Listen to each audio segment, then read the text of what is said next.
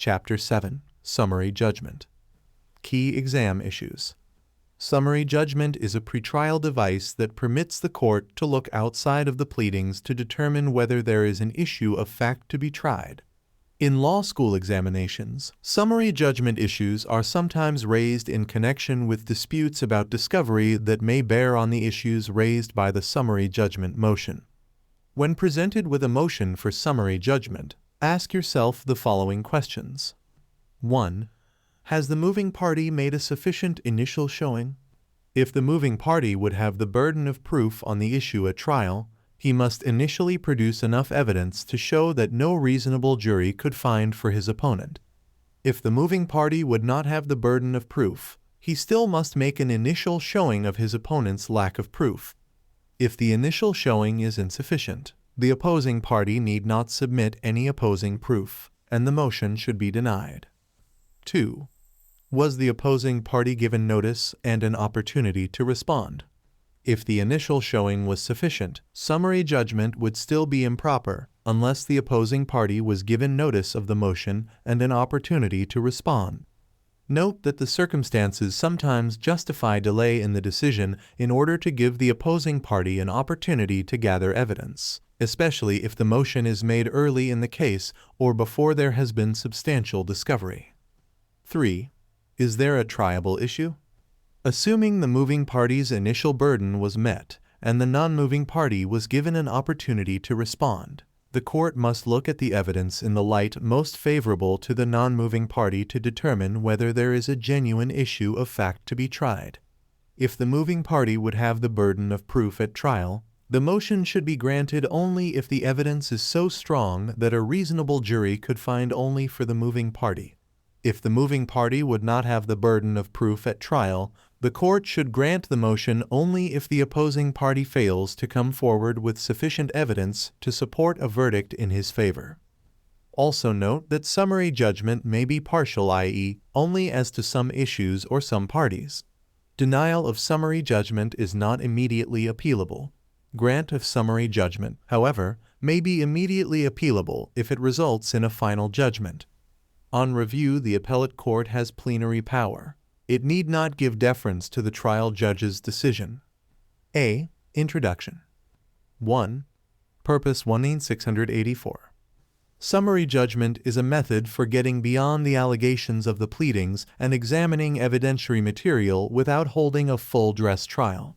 If the evidentiary material shows that there is actually no genuine controversy that requires a trial, summary judgment can avoid unnecessary delay and expense in deciding the case. Example: in the complaint, plaintiff alleges that defendant made defamatory statements about him to two people.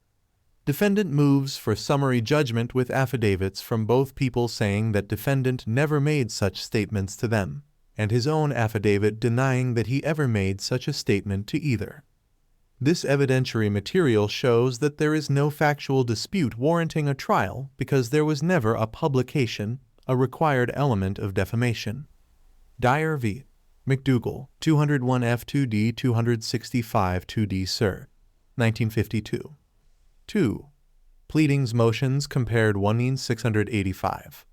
Summary judgment differs from pleadings motions attacking the sufficiency of a claim or defense in that summary judgment allows the court to look at evidentiary material.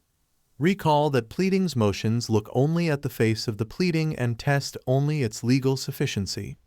See Supra 739, 796.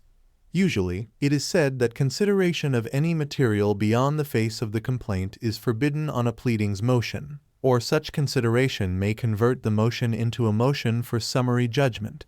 See, e.g., Fed. R. Civ. P. 12b on motion to dismiss for failure to state a claim. If materials outside pleadings are presented and not excluded by court, motion is to be treated as one for summary judgment. A. Relevance of pleadings to summary judgment 19686. The pleadings delineate what is in controversy in the case. Thus, if certain allegations have been admitted, those admissions may form part of the basis for summary judgment. B. Reliance on pleadings in response to summary judgment motion 19687. An opposing party may not rely on the allegations in her pleadings to defeat a summary judgment motion. Fed. R. Civ. P. 56E2. 3. Judgment as a matter of law compared 688. Judgment as a matter of law infra 1937-1954 is similar to summary judgment in that it uses essentially the same standard to determine whether there is a triable issue. However, there are some important differences. A. Timing 689. The summary judgment motion can be, and normally is, decided before trial.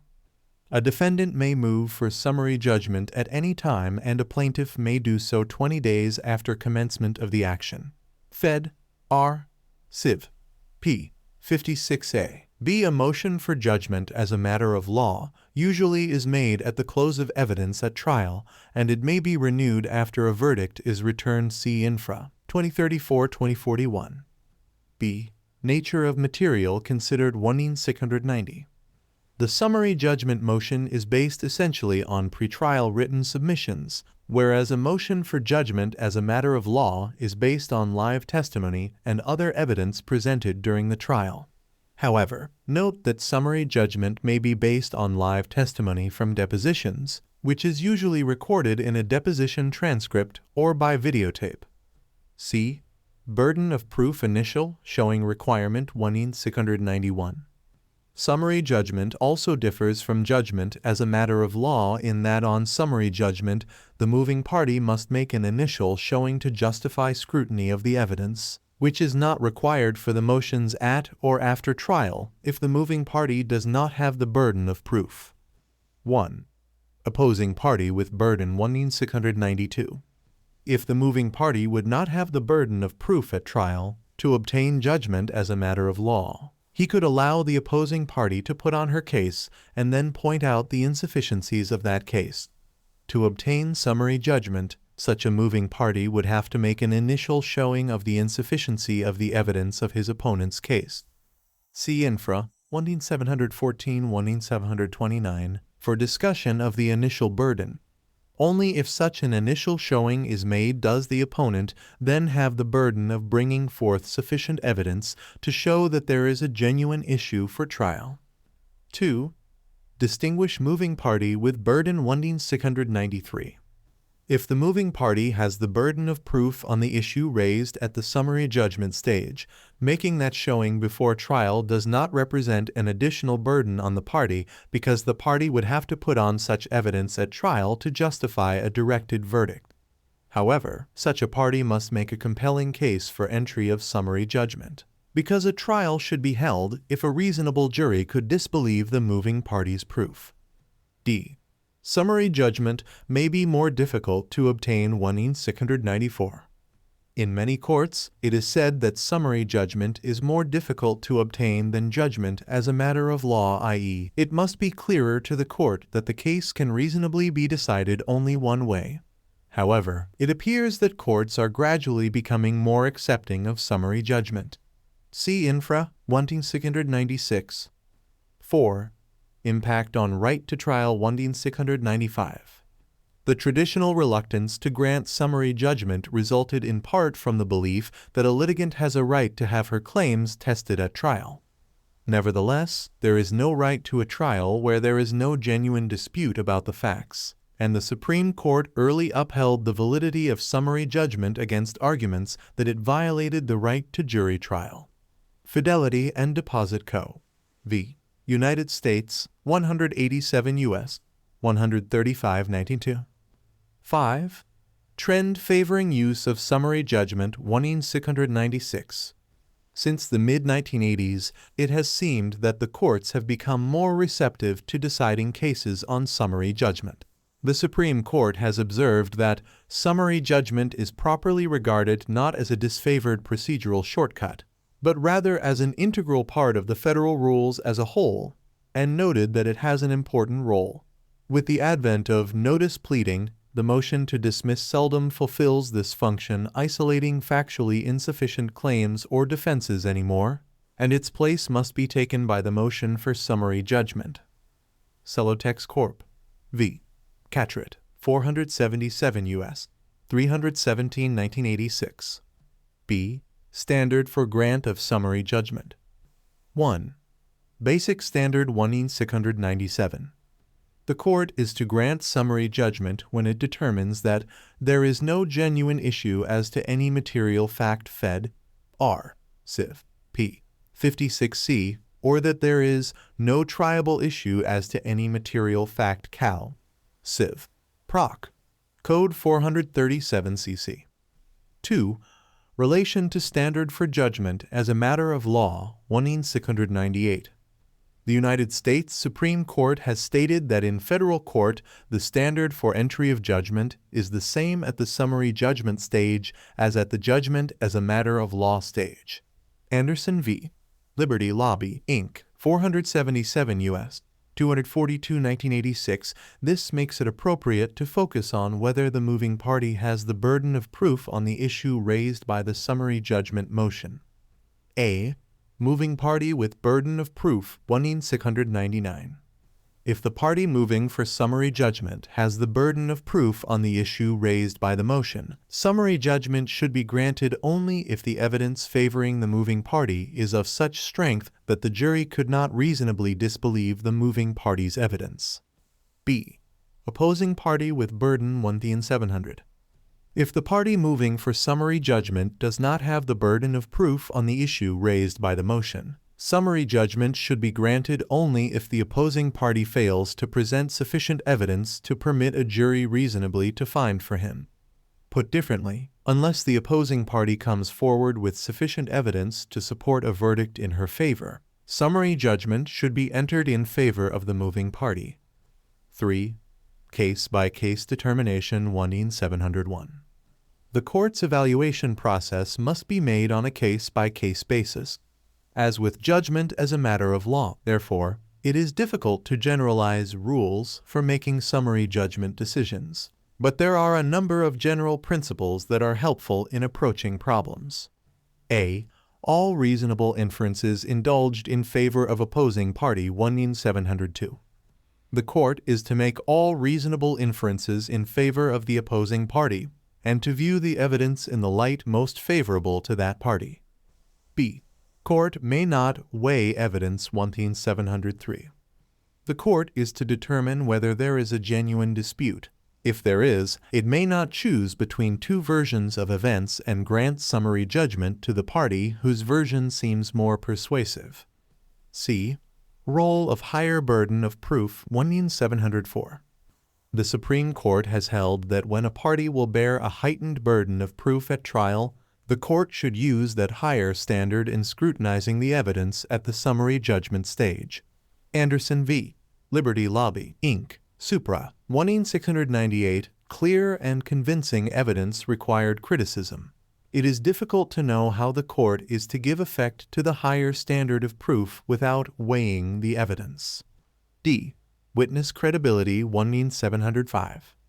Ordinarily, the credibility of witnesses cannot be assessed on summary judgment because that assessment is left to the jury at trial. 1. Uncontradicted interested witness 1706. The testimony of an uncontradicted interested witness is usually said not to be sufficient to support summary judgment in favor of a party with the burden of proof. Rationale: even an uncontradicted witness might be disbelieved if he has an interest in the litigation. 2. Disinterested witness 1707. In some cases, courts suggest that an uncontradicted affidavit of a disinterested witness is sufficient to support summary judgment for a party with the burden of proof. See, e.g., Lundin v. Cordner, 354 F2D 401 8th Sir. 1966 affidavit of disinterested witness accepted in absence of a positive showing that this witness's testimony could be impeached. 3. Sham affidavit doctrine 1708. If the deposition of a party or an interested witness is used as the basis for a summary judgment motion by the other side, and that witness submits an affidavit in opposition to summary judgment repudiating the deposition testimony, the court may disregard the affidavit. Permer Research and Development Co. v. Singer Co., 410 F2D 572 2D Sir. 1968, if a party who has been examined at length on deposition could raise an issue of fact simply by submitting an affidavit contradicting his own prior testimony, this would greatly diminish the utility of summary judgment as a procedure for screening out sham issues of fact. E. Disbelief evidence 18709. Although the jury may ordinarily disbelieve even an uncontradicted witness see supra, 18706, the logical possibility that this disbelief would persuade the jury that the truth is actually the opposite of what the witness claims is irrelevant on a motion for summary judgment or a motion for judgment as a matter of law. See Dyer v. McDougall, 201 F2D 265 2D Sir. 1952 rationale. Allowing such credibility determinations to satisfy the burden of proof at trial would immunize the trial court's ruling on judgment as a matter of law from appellate review, since demeanor of witnesses is usually not preserved in the record on appeal. In addition, it would mean that summary judgment could never be granted against a party with a burden of proof, even though that party could point to no supporting evidence when the moving party relied on a witness. 1. Party's story blatantly contradicted by record. When the version of the facts offered by one party witness is contradicted by others and also contradicted by unimpeachable evidence in the record, the court may grant summary judgment because no jury could reasonably accept the contradicted story at trial. Scott v. Davis, 127S. CT. 18769 2007 Plaintiff's version of incident in which defendant officer rammed plaintiff's car to end a high-speed chase was blatantly contradicted by a videotape of the chase that no party suggested had been doctored or altered. As a result, plaintiff's version of the events was utterly discredited, and no reasonable jury could have believed him. F. Motive, intent, and state of mind 18710. If issues of motive, intent, or state of mind are presented, it is said that summary judgment is peculiarly inappropriate. Cross v. United States, 336 F2D 431 2D Sir. 1964 rationale. Assessments of a person's motive are best made on the basis of observing her demeanor while testifying, and the pertinent facts are peculiarly within her knowledge. G. Cross motions for summary judgment 18711. If both the plaintiff and the defendant move for summary judgment, it might seem that the court should grant the motion of one or the other, but that is not so. Instead, the showing made by each party must be evaluated independently. It would be entirely consistent to deny both motions if neither party made a sufficient showing. That would only mean that an issue of fact remains and a trial is necessary to decide the case. H. Complex cases 18712. For a time, a number of cases suggested that in complex cases, particularly antitrust cases, summary judgment was to be avoided. See, e.g., Polar v. Columbia Broadcasting System, Inc., 368 U.S. 464 1962 recently. However, courts have evinced more willingness to entertain summary judgment in such cases. See, e.g., Matsushita Electric Industries Co. v. Zenith Radio Corp. 475 U.S. 574 1986. I. Slightest doubt, standard contrasted 18713. Under a line of Second Circuit cases, summary judgment was said to be inappropriate whenever there was the slightest doubt about the outcome at trial. See, e.g., Arnstein v. Porter, 154 F2D 464 2D Sir. 1946, however, this approach has been repudiated. See, e.g., Beale v. Lindsay, 468 F2D 287 2D Sir. 1972. C. Procedure. 1. Initial showing 18714. Analytically, the court should not reach the question whether there is a genuine dispute until it has evaluated the moving party's showing to determine whether it suffices to justify pretrial scrutiny of the evidence. A. Moving party's burden 18715. The moving party is to demonstrate that there is no genuine issue as to any material fact and that the moving party is entitled to judgment as a matter of law. Fed. R. Civ. P. 56C. 1. Moving party with burden of proof 18716. If the moving party has the burden of proof, he must produce evidence of such strength that no reasonable jury could find for the opposing party. 2. Moving party without burden of proof 18717. If the moving party does not have the burden of proof, the matter is more complicated. A. Early View 18718. Relying on a decision of the Supreme Court Addix v. Sachin, Kress & Co. Supra 619, some lower courts took the position that a moving party without the burden of proof had to make as strong a showing as one with the burden of proof supra to invoke summary judgment. B. Current View 18719. Celotex Corp. Supra 18696 rejected the early view. However, the exact requirements in this circumstance are unclear, owing to disagreement within the court on the proper formulation. 1. Mere conclusory assertion 18720. It appears that a bald assertion that the opposing party lacks sufficient evidence to support his case is not sufficient. See Celotex Corp. v. Ketret, Supra 18696 White, J. Concurring, it is not enough to move for summary judgment, with the conclusory assertion that the plaintiff has no evidence to prove his case rationale. Such a burden of production is no burden at all and would simply permit summary judgment procedure to be converted into a tool for harassment. Celotex Corp. v. Catret, Supra Brennan, J. Dissenting. 2. Initial responsibility of informing court of basis for motion 18721. The majority in Celotex stated that the moving party has the initial responsibility of informing the court of the basis for its motion. The party must identify those portions of the record which it believes demonstrate the absence of a genuine issue of material fact. However, it is unclear how much more than a conclusory assertion this is designed to require. 3. Prima facie showing 18722. Justice Brennan, dissenting in Celotex, urged that the moving party should have to make a prima facie showing that it is entitled to summary judgment. C. Method of making showing. 1. Affirmative evidence 18723.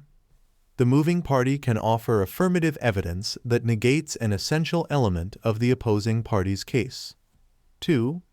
Preview of opposing party's case 18724. If the thrust of the motion is that the opposing party has no evidence, however, the showing should reliably indicate that. Thus, the moving party should be able to point to discovery calculated to elicit from the opposing party any evidence he had to support his case and then demonstrate that this evidence is inadequate. Such a showing invites the argument that the opposing party needs more time to gather facts. See Infra 18748. 3. Possible role for initial disclosure 18725. Rule 26A1 requires each party to disclose witnesses and documents that it may use to support its claims or defenses. See Supra 18351.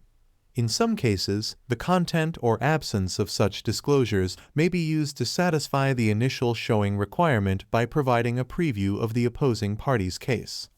B. Opposing party's burden. 1. Initial showing not made 18726. If the moving party has not made the required initial showing, there technically is no burden on the opposing party to make any showing in response to the motion, which should be denied. A. No advance determination of sufficiency of initial, showing 18727. However, the opposing party is not entitled to advance notice of the court's attitude toward the sufficiency of the moving party's showing. Thus, to be prudent, the opposing party should submit opposing evidence unless he is absolutely sure of the insufficiency. B. Attacking showing 18728. The opposing party can call the court's attention to other material in the record that demonstrates the existence of a genuine issue. Example: In Celotex, plaintiff claimed that her husband died due to exposure to asbestos that defendant manufactured. Defendant moved for summary judgment on ground that there was no evidence in the record linking its products to plaintiff's husband's death. The court held that summary judgment should not be granted because plaintiff was able to point to material in the record that indicated that at trial she would have a witness to support her claim, a letter from an official of a former employer of plaintiff's husband indicating that company records showed that plaintiff's husband had been exposed to defendant's products. Cashapp v. Celotex Corp. 826 F2D 23 DC. Sir. 1987. 2. Initial showing made 1729. If the moving party has made the initial showing, the burden is on the opposing party to come forward with evidentiary material that establishes the existence of a triable issue, i.e., sufficient evidence to support a jury verdict in his favor. 2. Notice 1730. The opposing party is entitled to notice of the motion for summary judgment and an opportunity to submit opposing materials. Fed. R. Civ. P. 56C 10 days. Cal. Civ. Proc. Code 437 Ca 75 days. California's notice requirement 75 days is designed to ensure the opposing party has sufficient time to respond. A. Notice of possibility of summary judgment against moving party 1731. The courts are divided on whether summary judgment can be entered against the moving party without prior notice that this result might occur. See Bridgeway Corp. v. Citibank 201 F3D 134 2D Sir. 2001. A court need not give notice of its intention to enter summary judgment against the moving party, although this is discouraged. But see Prusky v. Reliastar Life Insurance Co. 445 F3D 695 3D Sir.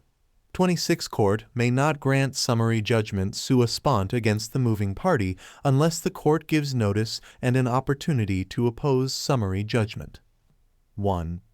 Distinguish cross motions for summary judgment 1732.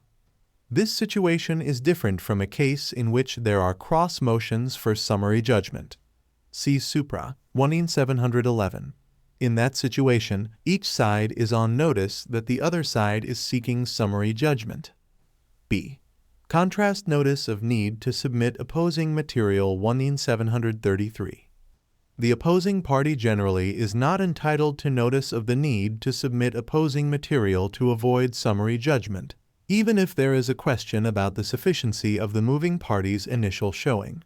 However, some courts require that pro se litigants be advised, either by the court or by the moving party, about the general requirements of Rule 56 regarding the submission of materials to support their claims in response to summary judgment motions. See Vital v. Interfaith Medical Center 168 F3D 615 2D Sir.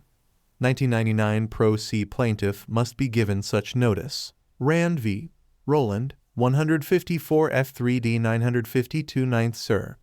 1998. Pro se prisoner litigants must be given notice. 3. Time for motion 1734. The earliest moment for filing motions for summary judgment varies, and some effort is made to protect defendants against having to respond to such motions before they have a reasonable time to obtain representation and investigate the case.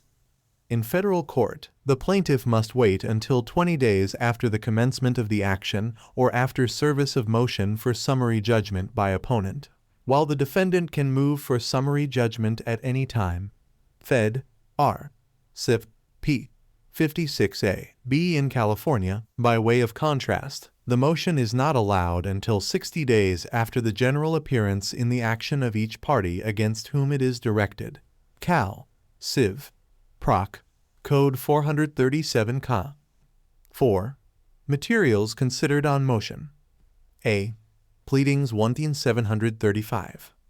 Admissions contained in the pleadings may be used to decide summary judgment motions, but otherwise the pleadings do not bear on the summary judgment decision except to identify the issues in contention in the lawsuit. See Fed. R. Civ. P. 56E2. Opposing party may not rest on allegations of pleadings in response to motion. B. Affidavits 1736. Affidavits made on personal knowledge of facts, showing that the affiant would be competent to testify to these facts in court, may form the basis of a ruling on a motion for summary judgment. Fed. R. Civ. P.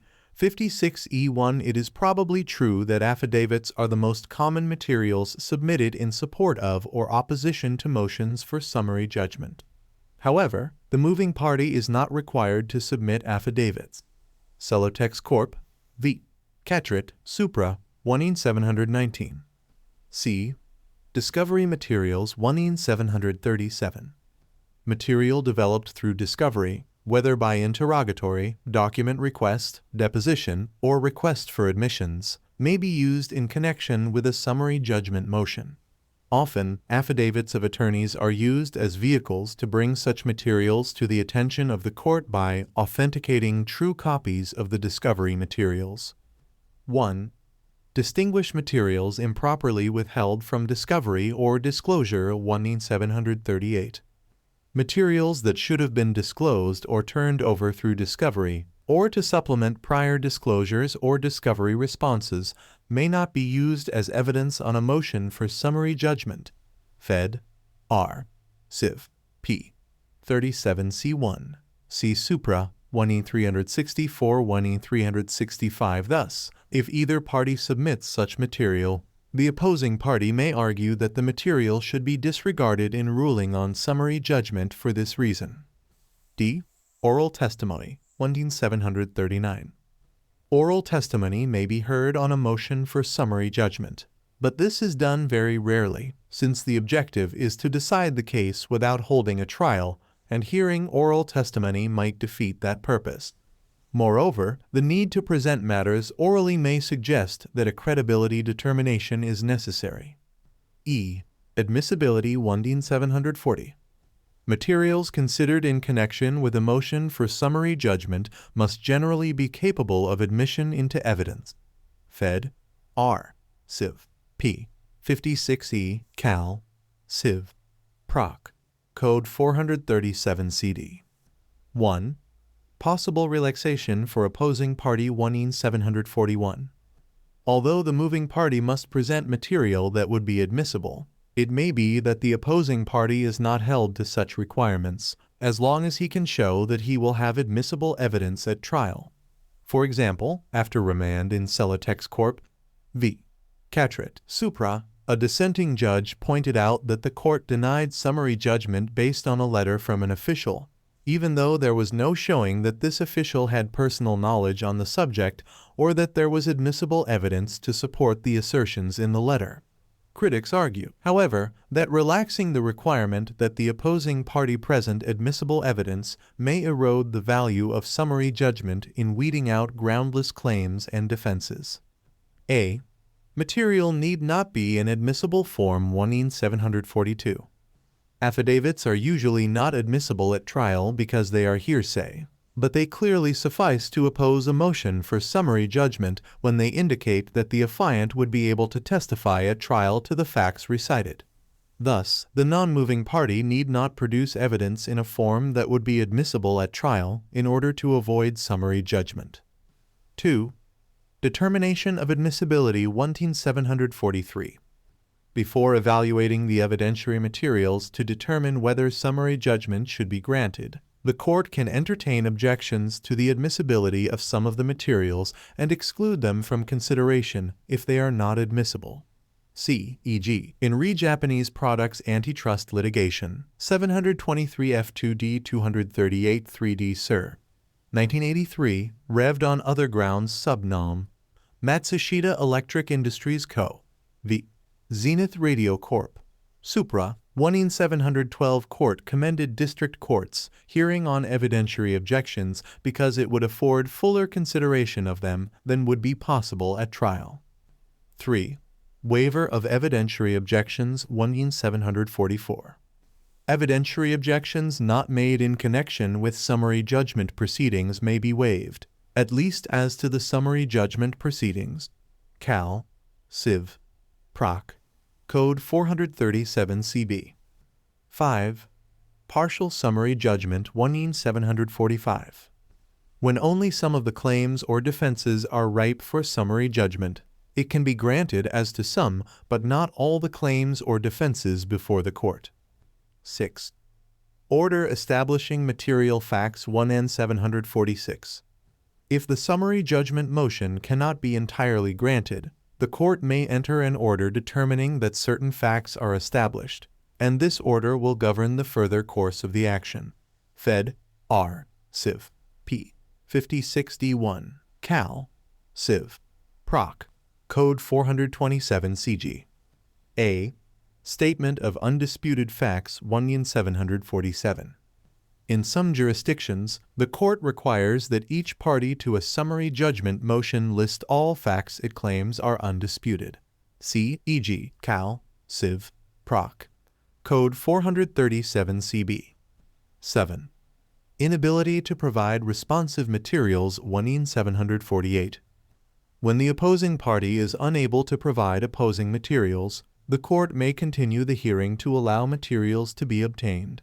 Fed. R. Civ. P. 56F. Cal. Civ. Proc. Code 437 CH. Rationale. The Supreme Court identified the concerns behind this option in Celotex Supra 1N736. No serious claim can be made that respondent was in any sense railroaded by a premature motion for summary judgment. Any potential problem with such premature motions can be adequately dealt with under Rule 56F. A. Showing required 1N749. The opposing party is said to be required to make a showing that continuance is appropriate. For example, Federal Rule 56F permits a continuance for specified reasons in the opposing party's affidavits. Note, in practice, courts may be liberal in treating contentions about the need for more discovery as sufficient to justify continuances. B. Facts material and important 1N750. A continuance is appropriate only if the additional facts appear important to the disposition of the summary judgment motion. Example: in an action for damages for personal injuries, defendants need to do more discovery on the issue of damages would not be a reason for deferring ruling on plaintiff's motion for partial summary judgment on the question of liability. C. Facts can be obtained 1N751. A continuance is appropriate only if there is some reasonable possibility that the additional facts the opposing party wishes to present can be obtained. Example: in an action growing out of an accident where the issue is whether the light was red for defendant and the only two witnesses known to the parties both have testified that the light was green for defendant, plaintiffs hope that another witness will be discovered may be insufficient to justify delaying a ruling on summary judgment. See Dyer v. McDougall, Supra, 1N709. All alleged witnesses to slander assert that statement was never made by defendant. D. Prior opportunity 1N752. If the opposing party has had a reasonable opportunity to obtain the facts but has not done so, that may cause the court to refuse the continuance. Example: in an action where intervenor moved for summary judgment on the basis of affidavits by a disinterested witness, the court noted that plaintiff had not taken the opportunity to take the deposition of this witness. Lundeen v. Cordner, Supra, 1N707. E. Relevance of amount of advance notice 1N753. The opposing parties claimed that he was unable to produce affidavits or other materials in time for the hearing on the summary judgment motion may be evaluated with skepticism if it had notice of the motion well in advance. In California, for example, notice must be given 75 days before the hearing, with the expectation that this amount of lead time would permit the opposing party to obtain needed information to respond. Cal. Civ. Proc. Code 437 Com. 8. Effect of summary judgment decision 1N754. If the motion is granted, judgment is entered for the prevailing party. If the motion is denied, the litigation continues. 9. Appellate review. A. Standard 1N755. The appellate court uses a plenary standard of review and gives no deference to the trial court's decision. B. Timing 1756.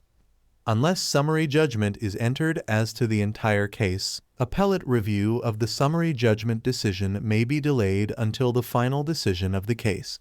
See Infra 2170-2113 for discussion of the final judgment rule. C. Order denying motion 18757. If summary judgment is denied, no judgment results, so the order is not reviewable until after the trial.